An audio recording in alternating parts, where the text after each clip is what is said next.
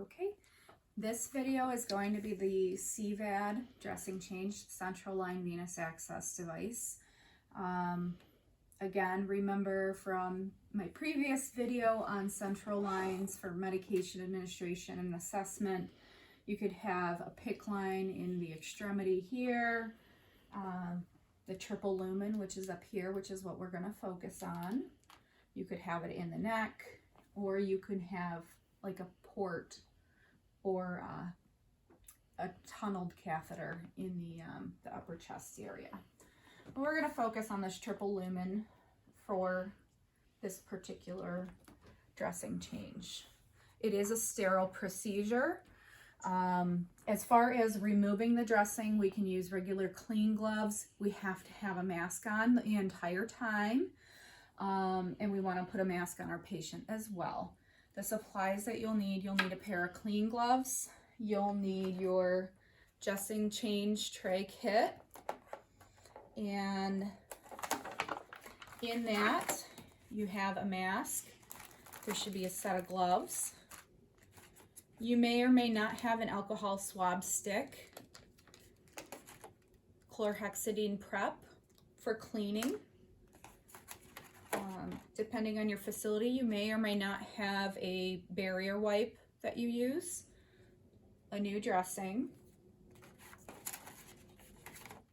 some gauze and or cotton swabs, and this would be to help pick up the lumens to help you maintain sterility while you're doing your dressing change. Some other dressings that you might see out there is the one that's called a chlorhexidine dressing for central lines, and this is what they look like. That yellowy square has chlorhexidine impregnated on it, and that would sit right over top of the site. So you might see something like this in the clinical setting. You might also see something called a biopatch, and so this is what the biopatch looks like. And this is chlorhexidine impregnated too, to help prevent infection at the site. So you might see some of those in the clinical setting. And then there's also the stat lock device, which a lot of times is found on the PICC lines because they're not sutured typically. But you would put the little clip here, and then you would fold these little doors and snap them. And this would be while you're sterile to keep that PICC line in place. Some lines, especially up by the triple lumen and the external jugular, those are typically going to be sutured in, but we still need to be very careful with those.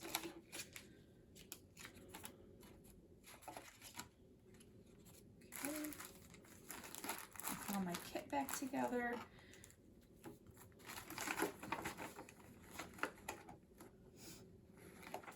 You also need sterile gloves if you're not going to use the ones that come in the kit. Those are usually a medium, maybe a size large that come in the kit. Personally, and a lot of my colleagues like to use whatever size they would wear for their sterile procedures. I'm going to remove my jewelry just so that it's easier to do the dressing, change, and maintain sterility with my gloves.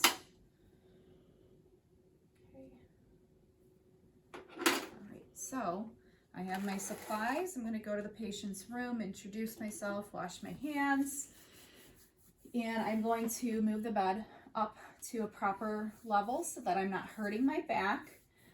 Patient can be at 30 degrees, that's fine. If they want to recline a little bit more, that's fine too. We're going to put a mask on our patient or have their head turn, but we'll go ahead and we'll put a mask on them. Let's see if this will stay. His ears are not very fond of masks. There we go.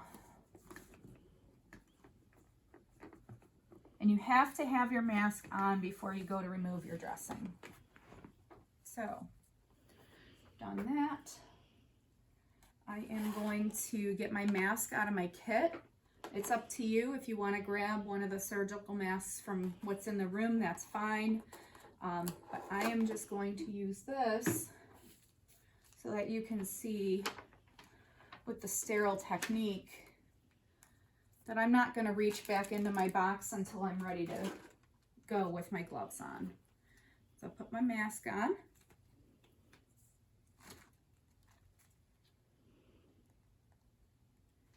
Okay, and I put my gloves on.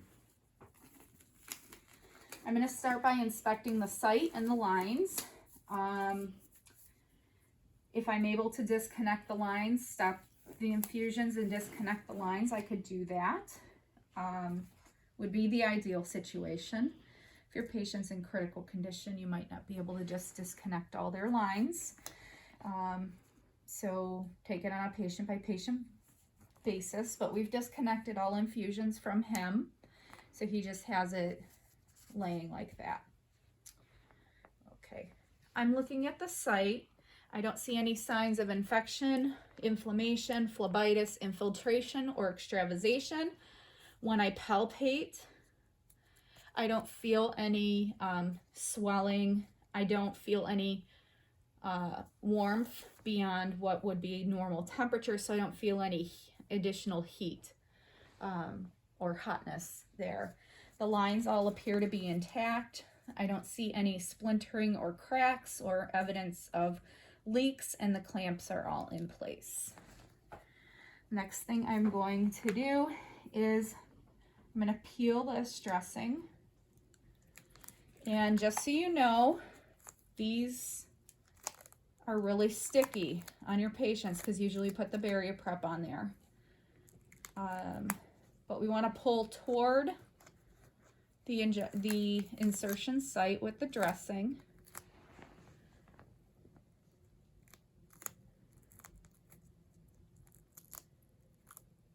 If you need to, you could use alcohol to get underneath to help with getting the dressing off. Okay, so we've got this off. If there was anything that was over top of the insertion site that I couldn't get a good visual, now I can. And I see that there's no issues here, so I'm going to get rid of these gloves.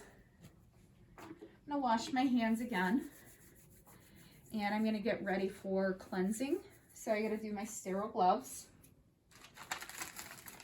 Remember, we have to have waist tight. We don't want our hands to drop below our waist. We don't want to cross over our field. And we can do this little ridge here that'll help your paper stay down. Okay, so I'm gonna pick up, got my hitchhiker thumb, tuck it, and then I can pull my glove, and I'm gonna leave it there where my cuff stops. And then I'm gonna come inside here, inside of this cuff. So you can see, inside of that cuff, I'm gonna do the same thing, hitchhiking thumb out, tuck and pull, so we're gloved. I'm going to gently reach in and get my chlorhexidine, and I'm gonna crack it to get it to activate. And then I'm gonna clean the site, roughly a 4" by 4" pap, not just what you have there, 4" by 4", or if there's a different policy, follow that. And I'm cleaning vigorously, scrubbing, not lifting it up off the skin for 30 seconds.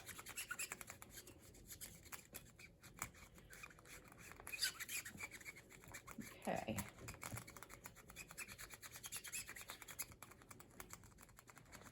And if I need to get underneath of my lumens, I can take my sterile swab and gently get underneath of there. Okay. Depending on how your facility has you apply the dressing, you might be cleaning down the lumens as well. So check your facility's policy on that. So we cleaned the full 30 seconds, and we need to let it completely air dry. Chlorhexidine works while it's drying to help kill bacteria that are there. The next thing, now this is only if it's included in with your facility policy and stuff. You probably do not have this in your totes, but if you have it available, you would put barrier prep on the skin around the site. And what this does is it helps creates a barrier so that way the skin doesn't get as irritated from the dressing sitting on it. And then the last piece is our dressing. And I haven't turned my back at all. I haven't dropped my hands below my waist. I'm going to get my Tegaderm ready here. And for Tri-C purposes, we put right over top of this green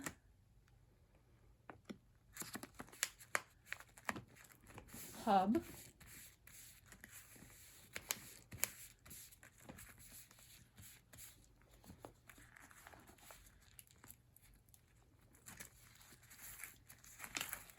You want to get it nice and smooth out as much as you can without any bubbles. Obviously on the mannequin it's a little bit different, but you want to get the bubbles out.